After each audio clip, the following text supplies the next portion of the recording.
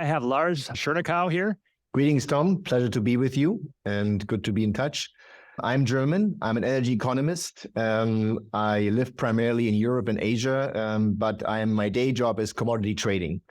And I've been working in the energy and commodity business for about 20 years now. I would like to give you a bit of an introduction of the things that I spend a lot of my time on, and I think would be quite valuable, hopefully for you and also some of the listeners. I want to give you a short overview of the business I am in, which is energy and commodities. And I've been spending probably the last 6-7 years, a significant portion of my private time understanding how energy and electricity specifically works and the commodity demand behind the current energy transition.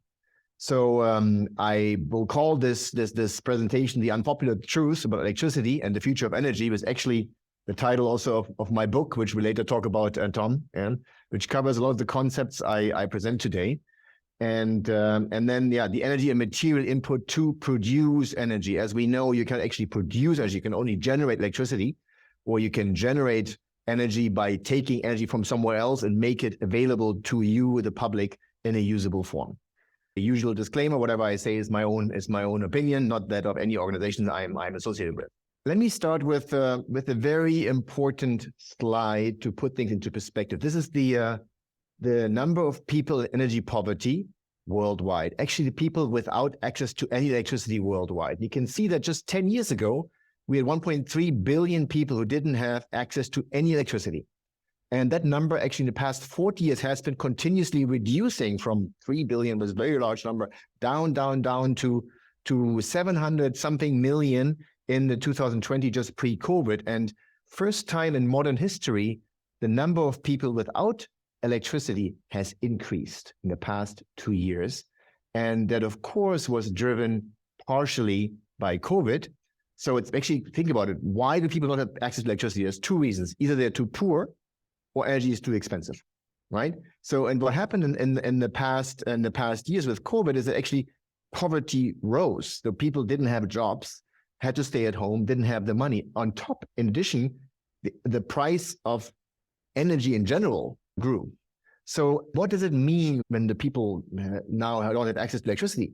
Well, think about it. People who don't have access to electricity, they don't have access to hospitals, they don't have access to schooling, to light, to health, measures. That actually means they die earlier.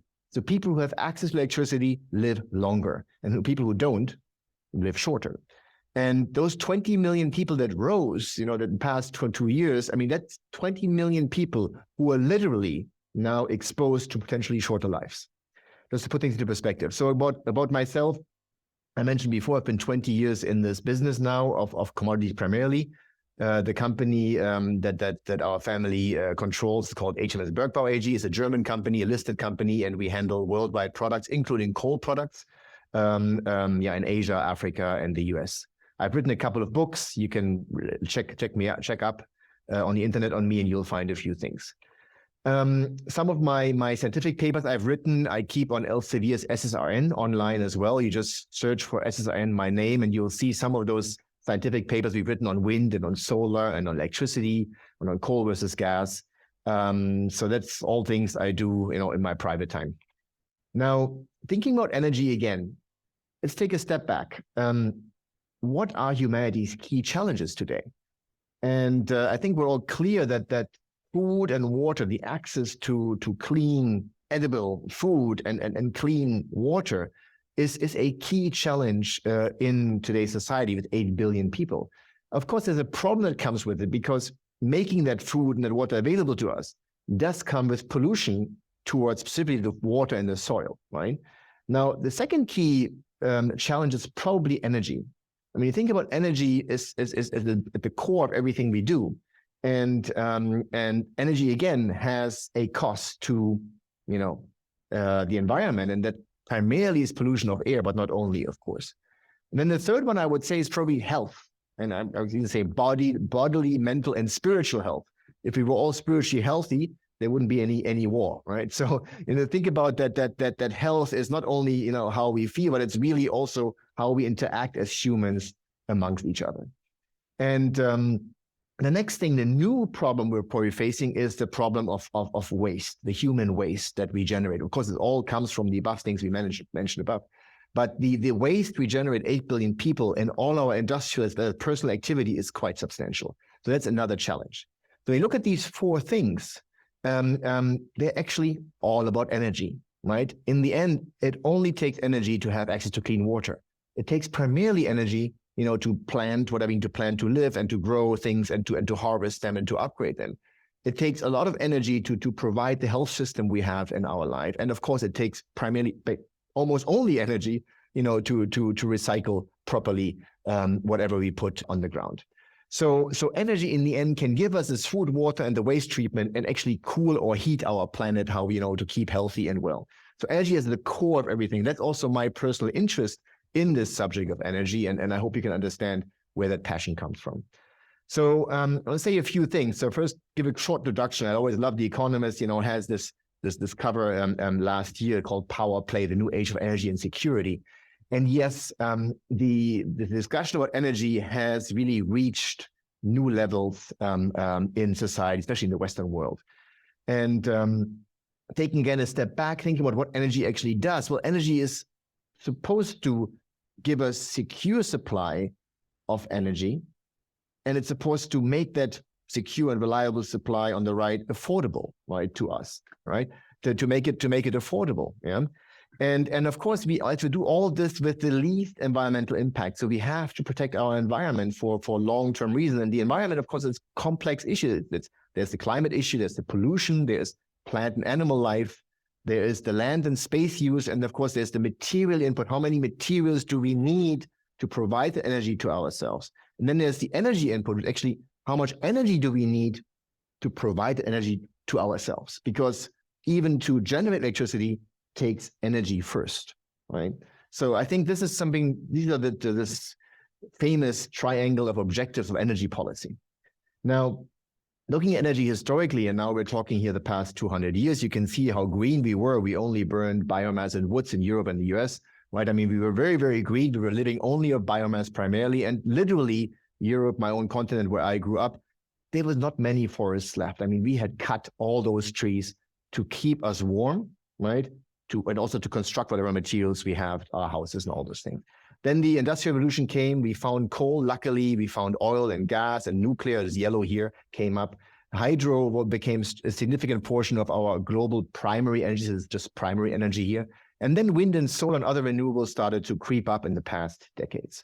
Now, what's interesting is that actually last year, 80% of all our energy worldwide came from fossil fuels, coal, oil, and gas. 80% worldwide on average. Now, Europe, after $1 trillion of investment, managed to keep it down to 70%. So Europe today is 70% of primary energy coming from coal, oil, and gas. Wind and solar managed to actually already reach 4% of primary energy. It's quite significant. It's little compared to what we spent on it, but it's still a significant portion, 4% of global primary energy. The question now is, what happens in the future? And what will happen is, well, actually, okay, I point out being a little coal man, I always say, okay, global coal share, by the way, is 1/3 of electricity, 36% actually, to be correct, and 25% of primary energy just comes from coal. Now, what happens in the future is that we will need more energy. Why do we need more energy?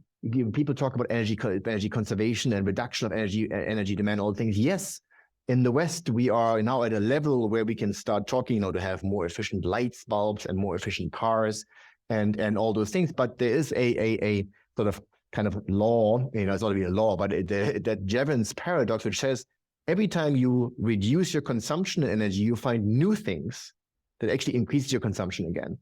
Talking the cloud, right? Talking flying to the moon, right? Having now 3 cars instead of 1 car, having now 3 phones instead of 1 phone. I mean, you just think about the electrification we're doing, we will actually increase our total energy demand continuously, even in the Western world. So where we start saving energy, we will start adding new uses of energy. So I would argue that in the West will more or less stay stable. Now, what happens in the developing nation? Well, the developing nation is very simple. The energy per capita increase will on average increase by 20% purely because of nascent nations such as Bangladesh, Pakistan, Thailand, Nigeria, all these countries, they're going to just try to come closer to our own per capita consumption. And that on average will give us a 20% per capita energy increase in the next 27 years. At the same time, population is going to grow 25% from 8 billion to 10 billion in the next 27 years. So that gives you the 50%. Make it 40%, make it 35%, doesn't matter. There will be a significant demand increase going forward. Now, looking at that 170,000 terawatt hours of primary energy you just saw, this is the 80% share, which is oil, coal, and gas. Nuclear, there's an R missing, but it will come up soon. There it is. So that primary energy is used roughly 40% to generate electricity. And then there's 20% each for transportation, heating, building, and industrial purposes. So just keep in mind that energy is not only electricity, energy is many, many more things. But electricity is the biggest use, which is 40%. Now, the electricity that we generate worldwide is 60% coal and gas, 10% nuclear, a bit of petroleum is going down, and then there's a lot of other, including hydro. Now, what's interesting is that 17% is 29,000 terawatt hour, actually is only 17% of the primary energy, but often people mistake that 17% is the correct percentage, but actually it's 40% before losses that we spend on electricity generation, and then we lose during the process, during the generation of electricity, we use some useful energy, by the way, that's emitted in the form of heat to our biosphere that loss. So it becomes 29,000 terawatt hours. Again, 4% wind and solar of primary energy, and of electricity, it's already roughly 10% globally coming from wind and solar. Now, what's interesting is when you look at the net zero pathways that we are confronted with on a daily basis worldwide, and one famous one is the IEA net zero pathway from 2021, you can start to see a picture like this where the IEA projects in order to reach net zero, we need to reduce our primary energy by 10% in the next 7 years. And that will then remain the same. So remember I just said about, poorer people catching up with us as well as population increase. I do not know how they come to this conclusion, but I think anyone thinking straight about energy demand will tell you that is not realistic in any way. It's not plausible, it's not realistic. On top of that, they have an assumption that by 2050, wind and solar will make a 40% share in primary energy worldwide on average. Just to give you a perspective, Germany reached 5% of wind and solar share in primary energy after 20 years of working on the Energiewende and spending about 1 trillion in Germany. So again, it gives you a sense about how unrealistic some of these projections are when people talk about net zero, because the IEA basically said, this is what would have to happen to reach what we call net zero. So this is what they project, look, this is what we have to do. And then they try to tweak it. Okay, this is how we're going to do it. But is it plausible? Okay, I leave it up to you to judge. What's interesting as well is that the world of energy and raw materials is a bit bigger than we think. And I didn't know this myself, but actually we're now, this is until 2017, we're now almost at 100 billion tons of raw materials, minerals that we extract every year from our world. 100 billion tons every single year. And that's up from 30 billion tons 50 years ago. Now, population increase at this time, at the same time as the energy per capita increase, also the raw material use in tons per capita increase. So not only are we increasing our energy demand, we're also increasing our raw materials we require per capita from the world. And of course, has to be our goal to reduce it as much as possible or to limit that growth as much as possible, because that is also environmental protection. It's not only, CO2 emissions, there's also a few other things we have to consider about environmental protection. And we'll get to that a little bit later. And so what's interesting is that, you have oil, coal, and gas make about 15 billion tons. It includes 8 billion tons of coal. So these 15 billion tons of energy raw materials, which provide us with 80% of our energy, those are required to extract and process all the other 85 billion tons, right? So of these 100 billion tons, you take 15 billion tons just extracting energy raw materials, you make them somehow into usable energy, forms of energy, and that energy is used to extract that other 85 billion tons, which includes the food, the biomass, right? All those things, the non-metallic minerals, the limestone for cement, metallic minerals, I mean, the lithium and all those things, the steel and all those things. So it's just to put things into perspective, large scale, what we're doing every day, okay? And how important that energy is and how small relatively that energy is compared to everything else we're doing, yeah, in terms of the raw material. So now look at the investments. This is now the global, first of all, again, the electricity, back to electricity. No, sorry, I jumped back and forth in primary energy, electricity, I apologize. This is electricity. And this is, again, remember, 36 plus 23 is roughly 60% of electricity comes from coal and gas. This is the 8%, this is 2019. Now it's actually 10% already, it grew. It's coming from wind and solar. There's some nuclear, 10%, then there's hydro, biomass, all those things. When you now put next to it the global investment in power generation, you see that actually wind and solar gets 45% of the investment, but contributes only about 10% of our electricity. Coal and gas receive about a little bit half than the investment, contributes about 6% of our electricity, and coal alone, providing almost 40% of electricity, gets only 20% of the investment. So you start to see some of the investment issues, we'll talk about it a bit later, but the investment is not matching our current energy supply. Of course, the argument is we'll invest into the future, whatever is clean, so we put more money in there and less money into what's not clean.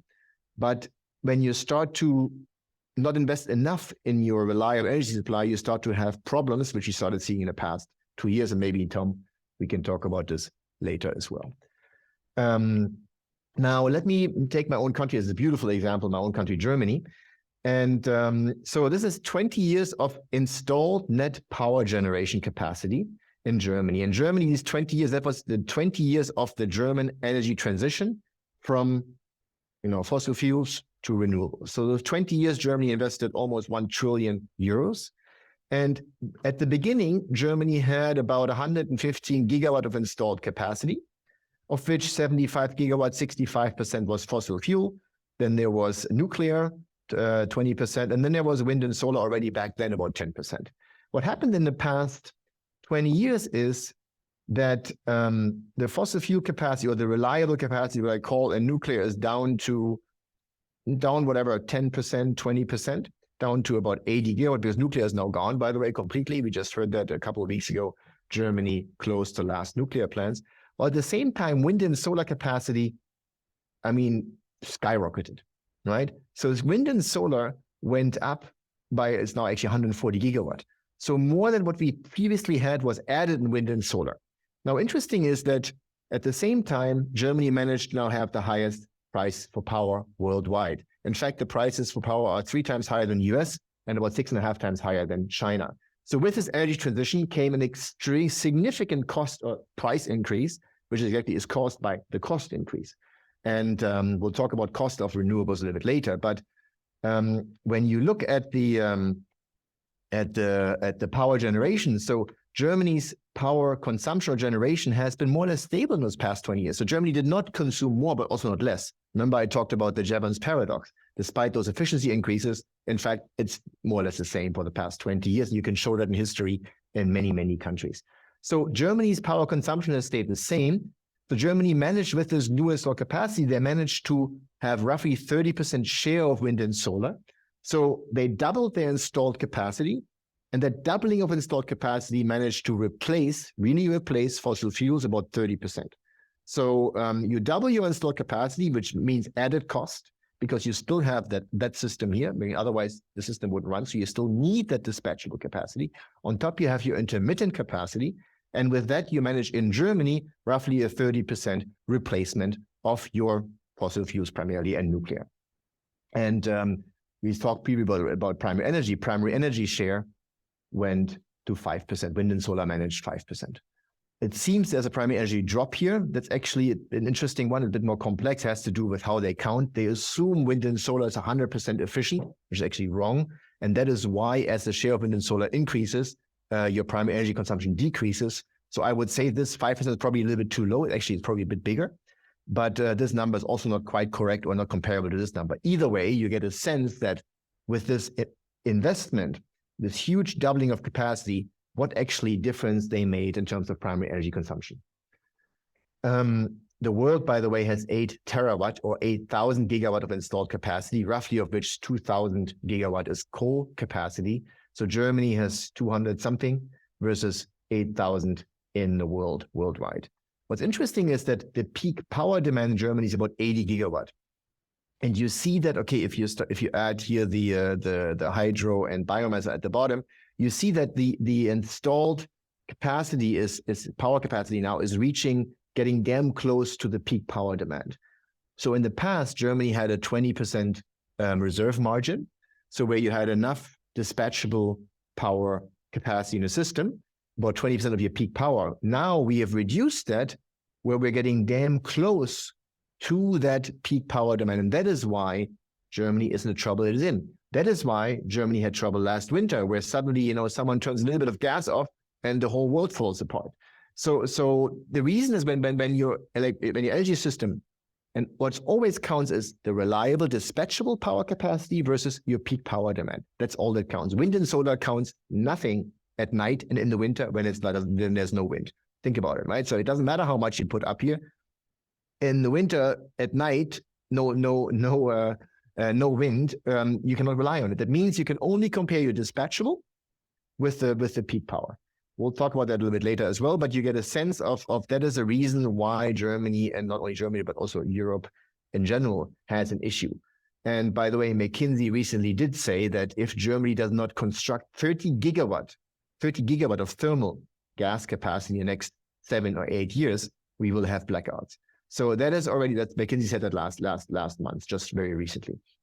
So they would have to put, you see how much 30 gigawatt is compared to this. It's a big number. Has to be because of a very, very short period of time. Being German, knowing that the Berlin airport took 25 years to build, I can tell you it's not going to happen. Okay.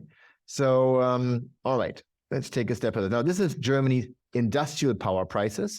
You see how, we used to be at the beginning, reasonably affordable and competitive, and industrial power prices went up like crazy. They've been reducing a little bit further in 2023, but this compares to China with $8 actually consumer price, not even industrial price. So you can see for industries, for heavy industries, energy intensive industries, they have no choice but to go away, to move out. Right? Nobody can afford those high prices for a long period of time. For some time you can manage, but given the energy insecurity and the continuous cost increases resulting in price increases for power and energy in general, means that heavy industry are very reluctant to invest in a country like Germany for the long term. So looking at wind and power now worldwide, this is from BCG, by the way, a company I used to work for 6 years. So in 2019, we had 1.4 terawatt of installed wind and solar. In March last year, we reached 1 terawatt of installed solar. BCG says towards a renewable net zero system, we would have to put 8,600 terawatt of installed wind and solar by 2030. That is what they're projecting in order to reach those net zero goals. What's interesting is that the current world in total, if you remember, has currently 8 terawatt. So they're suggesting to double the installed existing global capacity with wind and solar. Exactly what Germany has done in 20 years, the world on average will do in the next 7 or 8 years. Okay. So again, some questions to think about. And then they argue that 10 years later, please put another double on top. And then another 10 years later again. So the current net zero pathways have assumptions that we would install so much wind and solar that basically would quadruple our existing installed infrastructure of power generation capacity. But the problem is that the assumptions made behind even those models are too optimistic, and we would need much, much more. Just again, to give you a sense about some of the unrealistic, unplausible future we're going towards. By the way, that solar would probably cover 250,000 square kilometers. That's 3/4 of Germany would basically be covered in solar. But of course, it's going to be much, much more, would be much, much more, because the capacity factor assumptions, all those things, they would be in the desert, wherever. And this assumes a Spanish solar natural capacity factor. So there's a difference in the capacity factor, how much useful sunshine you get every year on average, In Germany, it's 11%. In California, it's 25%. There's a big difference depending on how much sun you get, but it will hardly ever get above 25%, which has to do with the night and has to do with during the day. In the beginning of the day, the sun is not high enough. And then there's still some days which are cloudy, happens even in California. And there's rain and all those things. So, Tom, I want to talk a little bit about the concept of ERI, if you allow me, which is sort of an interesting but quite important topic when we talk about energy. Now, we're all familiar with a return of investment on monetary terms. So you put $1 in, get $2 out, great. 2-to-1 ROI, return of investment, you've made a lot of money. The same concept exists in energy.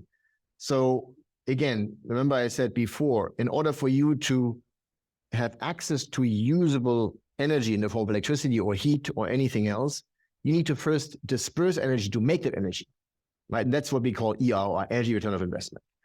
And that actually measures the net energy efficiency in the, I call production of energy. There's no production, right? So when you think about, people talk about efficiency, always think efficiency in consumption of energy, right? So how efficient is my car? How efficient is my lamp? How efficient is my power plant? But very few people think about the efficiency of the generation of the energy. And that's even more important. You'll see why. So going now, I love about history, going 700 years into history, this is an example for the UK. So you can see this is the percentage of GDP allocated to energy expenditure. So literally, historically, we as humans used 2/3, 70% of our time, of our GDP, of everything we have to survive, to collect the food, to keep us warm, to feed the animals. So we've spent primarily our time on surviving in the form of feeding us and keeping us warm. Now, with the Industrial Revolution and the discovery of coal at large level, we were able to suddenly reduce the time spent to 10%, right? So today's GDP is 7, 8, now probably even a bit more, but somewhere between 5 to 10, 12% of our GDP is actually expended on collecting the energy we need to keep us warm and to keep us fed. So that is one of those important things that happened in the Industrial Revolution. And this 90% of the time, we can now actually start playing soccer and watch movies, and play with our kids and all those things that you couldn't do before. I mean, that's literally what's happening, okay?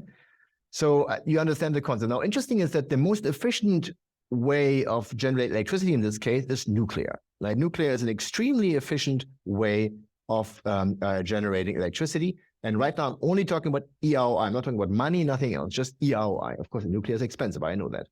Now, the second most efficient is probably hydro. So hydro, you build hydro dams, you have to expend energy to build those dams and to put all the things in place. And then the third is probably coal and gas, so thermal, right? Thermal has been, with the Industrial Revolution came the whole, the steam engine and the optimization of that. That's a very efficient way of producing or generating electricity. Interesting is, then why are we not using more nuclear and only so much coal and gas, 60%? Well, because nuclear is very expensive.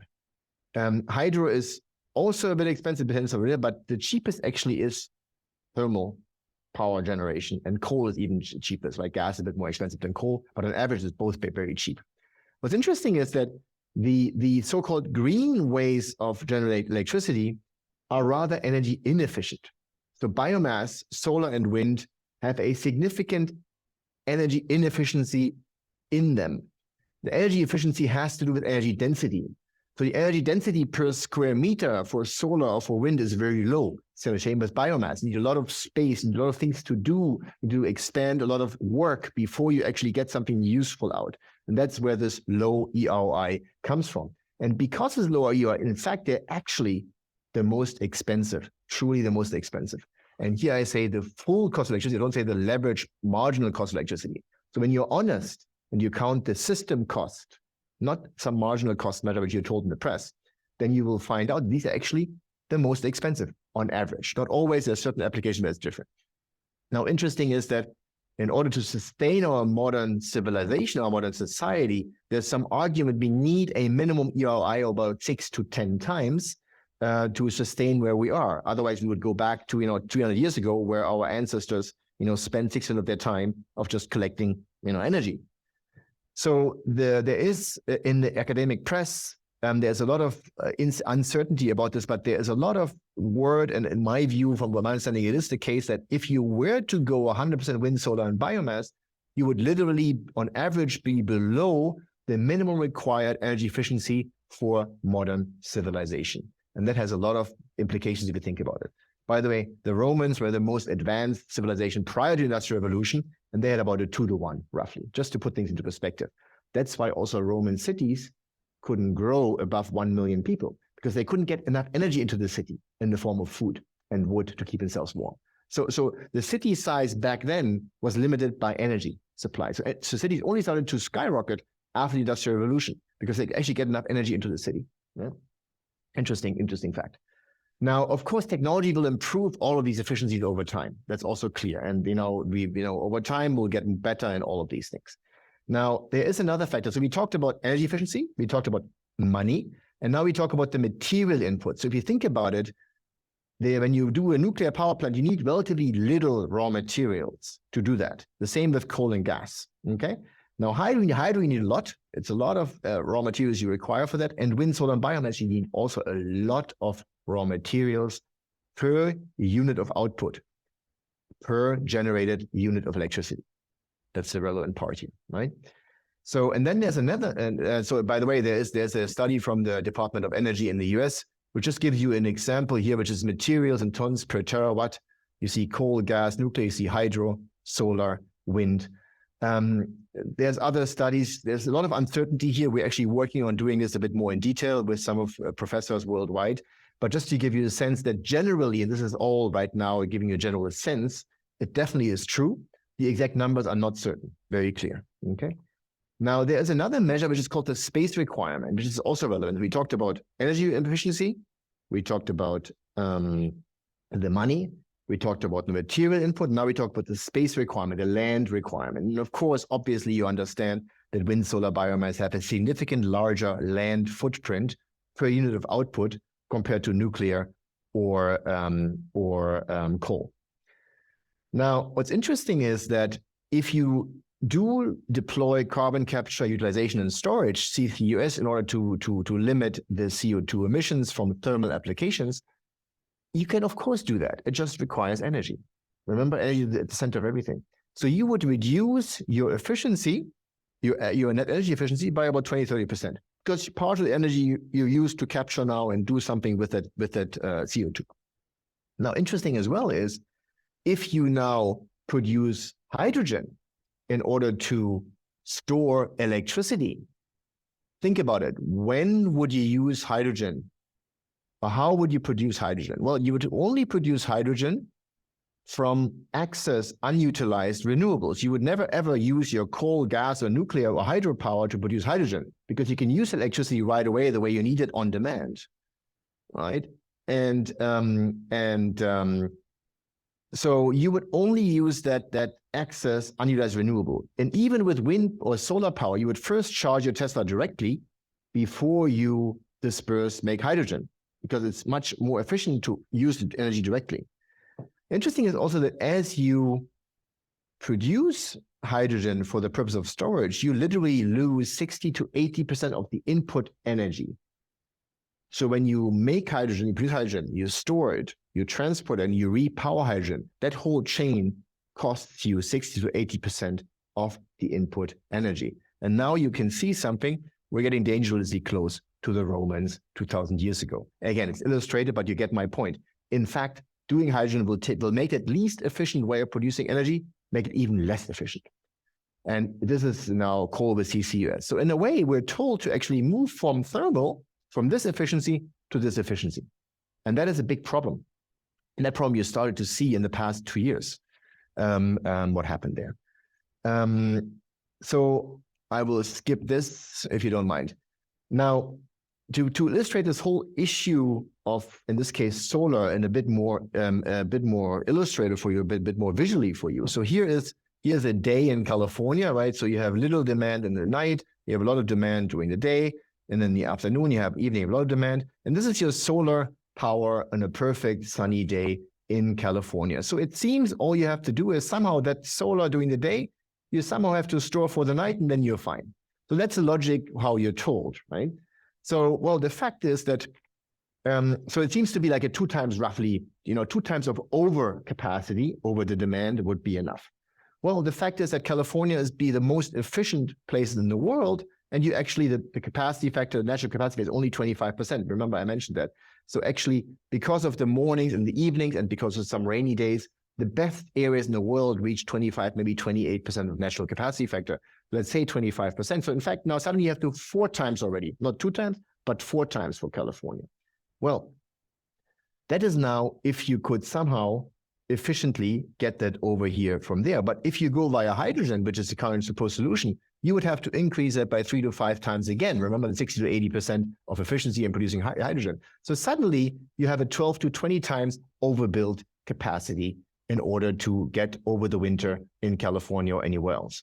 If you were to use California. Now, if you use Germany, please increase that by 2 to 3 times. So you start to see how unrealistic the wind, solar plus hydrogen future is becoming, just purely based on physics and energy economics, nothing to do with what your views on climate change. Yeah. Okay, cost of electricity. So we talked a little bit about cost. I'll keep this short and I'll skip a couple of slides. But basically, the OECD in 2019 already made a interesting statement. They said that then variable renewables, actually wind and solar is a variable because it cannot predict it, increase the cost of the total system. So first of all, the first sentence, the OECD says, logically, wind and solar increase the cost of the total system. So they don't even question that. The OECD already says right there, it's more expensive. So when they do that, they impose such costs through the increased balancing costs, more costly transportation distribution system, and need for residual backup or storage systems. So the OECD does not question that it's more expensive. They explain why it is more expensive. And they also say, from an economic point of view, wind and solar should be taxed for the surplus cost in order to achieve their optimal deployment. And they go on and say, basically, the more VRE is variable renewable energy, so wind and solar, the more you have in the system, the higher the cost of your electricity. So when you read in the press that wind and solar is the cheapest way of producing electricity, that's not true. It has the cheapest marginal cost because every additional every additional hour of solar or wind, gives you free electricity, and the investment cost is only once, and operational cost is very low. So it appears to have a very low cost at that basis, but that never accounts for. So those statements in the press never account for the backup system required, the storage system required, and the balancing cost and the network integration cost. Because how do you deal with this variable power in your system? That requires a lot of adjustment, not only to transmission lines. There's a lot of things that need to happen on the balancing side and the distribution side. And that cost is so expensive, it becomes more expensive the more you have. So that's just about the issue of cost. So when the IEA here in September 2022, the IEA, the National Energy Agency, they putting out this is called levelized cost of electricity for utility-scale solar and onshore wind in selected countries. So this, by the way, was written for Indonesia, the net zero roadmap for Indonesia. So they tell us that, well, overall coal cost is here at 6 cents per kilowatt hour, or roughly $60 per megawatt hours. Gas is a bit more expensive. And then they say, well, in India, wind and solar is already cheaper. South Africa, it's cheaper. Brazil, it's cheaper. Okay, Indonesia, it's not so cheap because they don't have any wind, by the way, hardly any wind. And actually, even solar, they don't have much because of the monsoon. The equator region tends to have very little solar, or not little, but less than expected, because a lot of rain, a lot of clouds. I lived in Asia before, so I can tell you all about it. And anyone living in Africa knows as well what it looks like. So the IEA gives this picture about the lowest cost of electricity. Well, but they're forgetting that integration and backup cost, which is the most important, which the OECD already a few years earlier mentioned on. And if you read a different report from the IEA from December 2020, they actually do say the system value of variable renewables such as wind and solar decreases as their share in the power supply increases. So in other words, they are admitting the more wind and solar in the system, the higher the cost. But they continue to use a cost measure, which is LCOE, which is something you cannot use LCOE, levelized cost of electricity, to compare dispatchable with renewable. It's a very technical point, but a very important point. Because when you see these news reports, this is BBC, switching to renewables could save trillions. Or when you see in Germany, after they just turned off nuclear a couple of weeks ago, the vice president of the Bundestag, the German parliament, said the price of electricity will of course become cheaper because she is informed that wind and solar is the cheapest way of producing electricity. Well, it's wrong. Okay, they're obviously mistaken. They are told things, they're given a partial cost measure, not a full cost measure, and they don't understand the full cost of integrating wind and solar in the system. So I can tell you, I save you the detail here, what the LCOE is. Basically there is the cost of building, cost of fuel, and cost of operation. That is this measure that all these statements are made on, and it does not include transmission, storage, backup, condition balancing, doesn't include any environmental cost, recycling cost, or the cost of the land, right? The land you use. It does not include the material input, the inefficiency of material input. The lifetime is not included, or it's partially included, not really included. And the net energy efficiency is not considered in this measure, LCOE. That is why we are defining a full cost of electricity, FCOE, which gives a more bigger picture, better picture, but the actual number, the real number, we don't have yet. That's a lot of work to be done. But that's how sad it is in the world. We actually don't even know how expensive really wind and solar is. Nobody yet has done this calculation properly, for certain countries. So Germany or the US or any country in the world has not really measured this. Yeah. Let me give you Vietnam as an example. So Vietnam, I traveled there quite a lot, luckily, and it's a beautiful country. And Vietnam is a large, growing country. So Vietnam has 50 gigawatt of installed capacity in 2018, has 76 gigawatt today. Of that, solar and wind is already 20 gigawatt. Now, Vietnam is a growing country. So Vietnam peak power is only 45 gigawatts. So they have this reserve margin, right? Of the 45 gigawatt peak power, they have enough reserve margin from coal and gas and hydro to give them secure electricity supply. And they still are building the solar on top. Now, the plan for Vietnam is to increase coal. They're going to invest in more coal. That's a good thing in this case. They're going to invest in more gas. And they're going to invest a little bit more in hydro, but there's only so many rivers you can harvest from. There's not enough rivers to harvest hydro from. So they're going to continue increasing. And then suddenly in 2035, you start to see that coal starts to come off. Gas continues increasing. Hydro is stable. And then solar and wind, go through the roof. So by 2050, Vietnam, developing nation, a fraction of the power consumption that we have, basically assumes that by 2050, they would have a little bit more installed dispatchable capacity than they have today. And they expect that the power demand is going to increase 5 times in that time. And now you can see in 2030, that line is matching suddenly the dispatchable capacity. So you know that by 2030, Vietnam will have the issues that Germany has today, right? Because when dispatchable power reaches peak power demand, then you're just before blackouts. So South Africa is a beautiful example. South Africa has a reduced coal-fired capacity because of inefficiency, corruption, and not enough investment. And the peak power is above the current dispatchable capacity. And that's why they have blackouts in Joburg 16 hours a day, and Cape Town 8 hours a day, blackouts every single day. I was just there a couple of weeks ago. So what next? Okay, now we've heard this gloom and doom, and what are we going to do? Well, what's happening next? So first of all, economists, I love the Economist, made already a point in 21 already, right? Before the war in the Ukraine, they already said, well, the green revolution risks running short of minerals, money, and places to build. Remember, I told you, we talked about minerals, we talked about money, we talked places to build.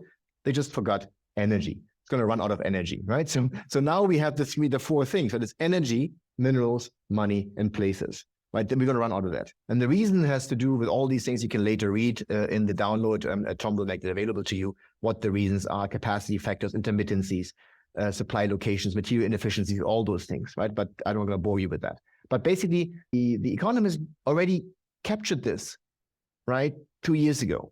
Okay, they just forgot the energy, okay, which is the most important, actually.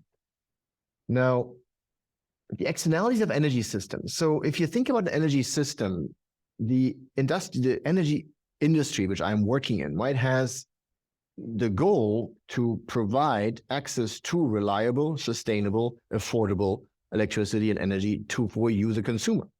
And that requires production and mining, that requires processing, transportation, manufacturing, operation, and recycling, right? That's all part of the energy supply chain, if you think about it.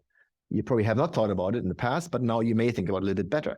Now, all of these things has externalities, human and environmental externalities. These externalities are emissions. Emissions is something we don't want, right? So that's an externality. It's something in order for us, to have the power, energy we need, we will, harm the environment in form of emissions, right? And secondly, there is other environmental issues that we have with it. And then there is certain human implications that we have with our energy systems. And emissions, everybody talks about greenhouse gases. Yes, they are emissions. And yes, CO2 does contribute to global warming. So does methane and other things. But there's other emissions. There's SOx and NOx and mercury and chlorine and particulate matter, all those things, right? And by the way, all along the entire value chain, right? There's SOx and NOx here and here and here and here and here, right? And then there's other environmental issues. There's the energy input, right? It's the energy efficiency, because the more efficient we are in producing energy, the less environmental impact we have. The more material efficient we are, the raw material impact is quite significant. It's not an emission, there's a non-emission environmental impact, right? And then there is space requirement, animal implants, waste, all those other non-emission environmental impacts that our energy system has. And then, of course, we have the human impact, there's health and safety, right? There's energy poverty, right? Because, if we don't have energy, we're poor, energy poor. And if we're energy poor, it's financial poverty, industrial development. So there's all these human development and externalities that energy access has. Now, what's interesting is that in the past years, it seems that energy policy focuses only on counting during operations. And what are they counting? They're counting CO2, right? So our energy policy worldwide, including most of the banks' policies, large company policies, we are counting CO2. That's it, basically.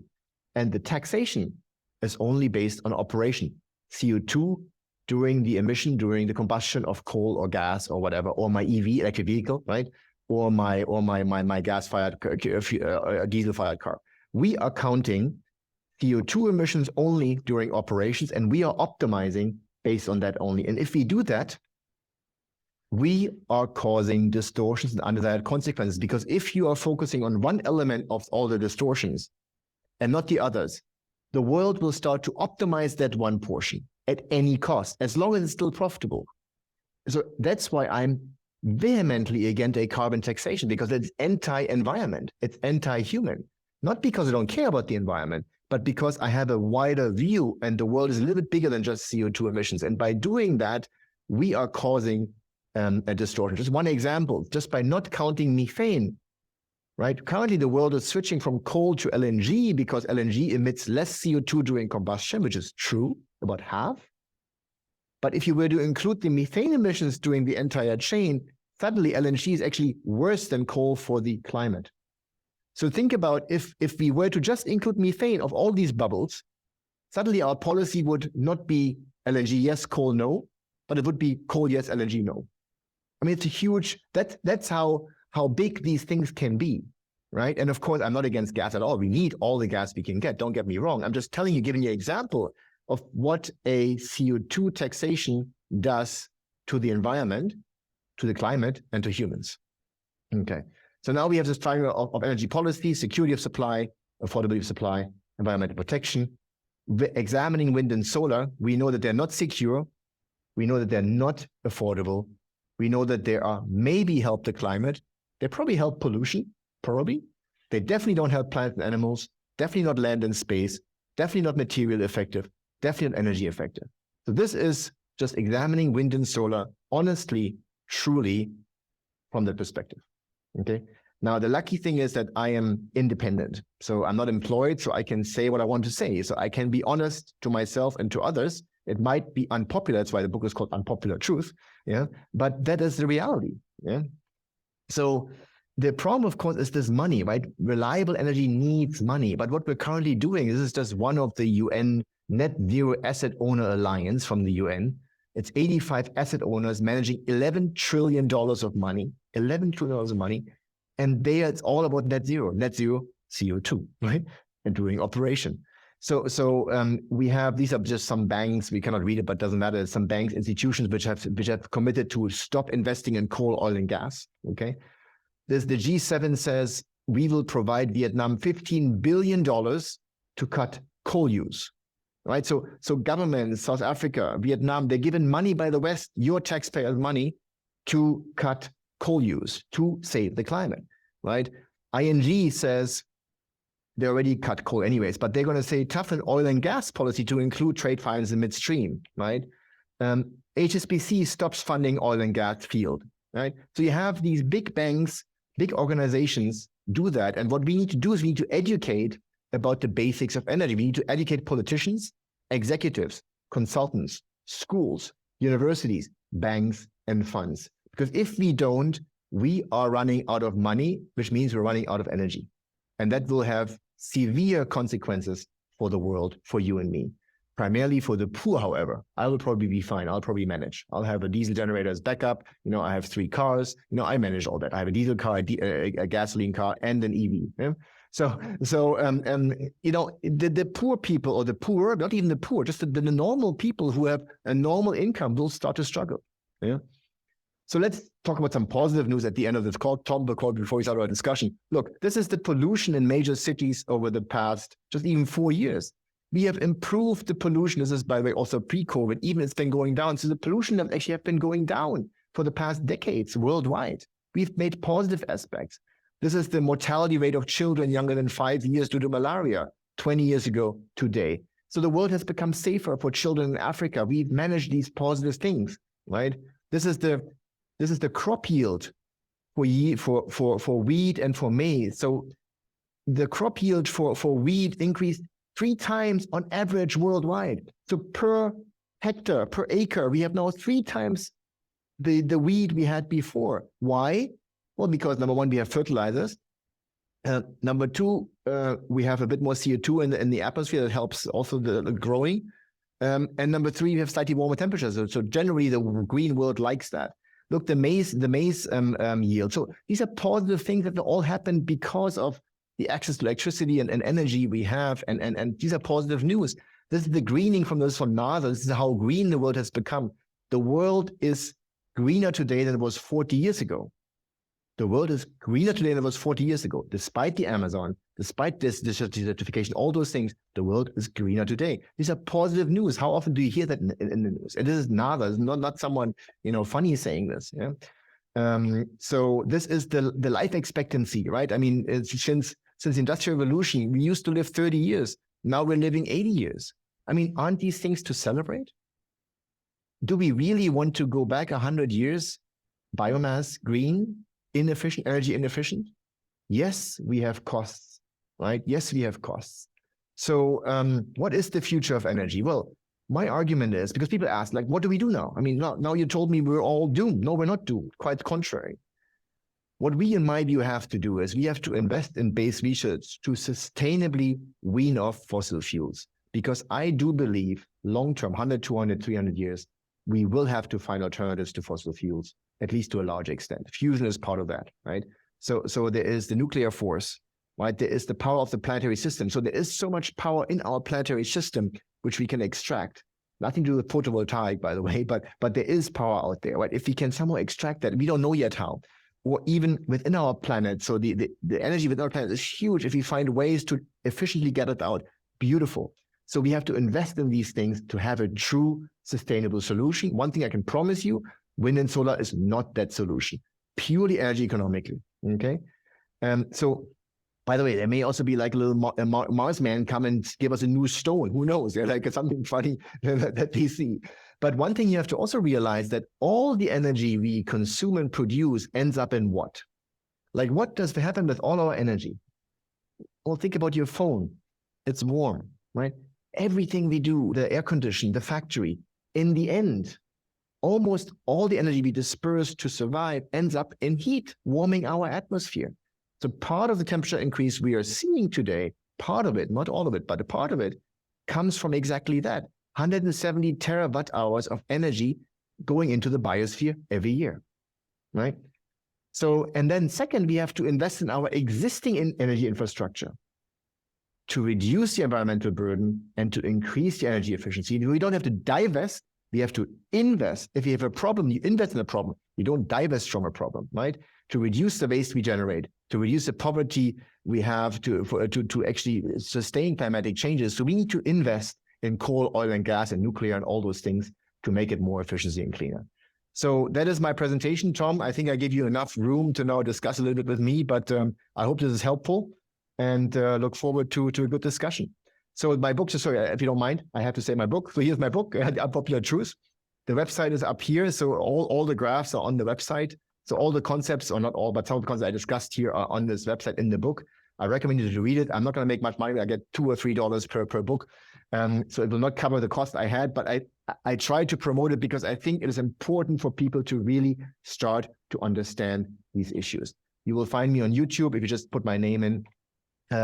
If you have any questions on climate change, I highly recommend the book Unsettled by Professor Kuhnen from NYU, an amazing book, which very matter-of-factly written and gives you a lot of food for thought about climate change, which I'm not denying, quite the contrary.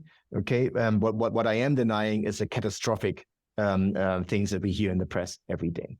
And if you read some of my papers, you'll find them on SSRN. So, Tom, I go back to you. That was great stuff. Thank you for doing that. I'm just wondering, have you given similar type presentations around the world? And if so, what sort of reception are you getting? Yes, so I've been lucky enough to be invited at energy conferences, commodity conferences. I have spoken to ministries. I have spoken to large conglomerates, large companies who want to understand sort of a different view from what they read every day in the press. And so far, the reception was like, first of all, oh my God, I did not think about it this way. Right? I mean, it's like, oh my God, you are right. I never thought of it this way. And then of course, then the discussion starts. So usually when they understand the energy economic side, which I don't think can be in principle be disputed. I don't think any of what I said is, wrong or is completely off. Maybe the numbers are a little bit here and there. I'm okay with that. But then right away, the next thing is, yeah, but you're right. But the worst thing is, what if we don't do it? We're all doomed because of climate change. So as soon as people in banks, in governments see my presentation, usually they forget it a couple of days later, but when they see the presentation, they're like, actually, you're right, energy-wise, we have a problem. But then they're right away caught back again, yeah, but we're told we have no other choice. And of course you do. So I think from an energy economic point of view, I don't think you can argue with many of these things. And I apologize to say that. I don't want to, appear sort of high-nosed, but it's simple mathematics, simple physics, simple energy economics, but people do not think about it that way. Yeah. Do you think that we're just going to stumble along until we just continue having more and more blackouts, and that's how people are going to figure out that we can't run our economies on wind and solar? Yeah, I get that question a lot about what happens now. I mean, look, I don't believe that I'm going to change, or more people like me who are speaking out about this are going to change current policies. What I do hope is to minimize the negative impact of those policies, but unfortunately, I do not see a way to avoid some of those blackouts in some regions. And when you look in New York, in the US, right, or even in Florida, when you look in Germany, or when you look at some of the developing nations, Indonesia or Vietnam 10 years later, I do not see how we can avoid this, honestly. So unfortunately, I can only hope that when that happens, it will not be too painful. It will not cost too many lives. And I hope that then there will be an adjustment. You see, Tom, this is political. I'm not in politics. I'm luckily not. But of course, I'm often misused for political reasons. But so I'm not right. I'm not left wing. I'm talking purely factual, what is there.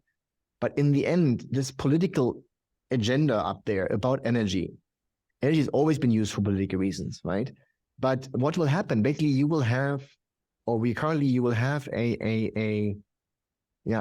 society will get more extreme on the green and on the not green, right, side. And that will actually cause more dispute and even social conflict. What we actually have to do is we have to get together, right? We have to take down our egos and look at, okay, what do we do, right? And like I'm saying, we will have to wean off fossil fuels to a large extent.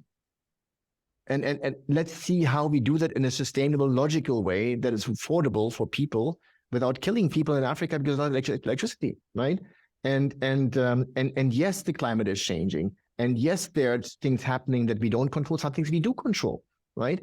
But it's not all about CO2. CO2 is just one of those little things that make a difference. And when you look at these climate catastrophes, they just don't make sense to me. I think you have had a few people already speak to you about that, so we don't need to speak too much about it.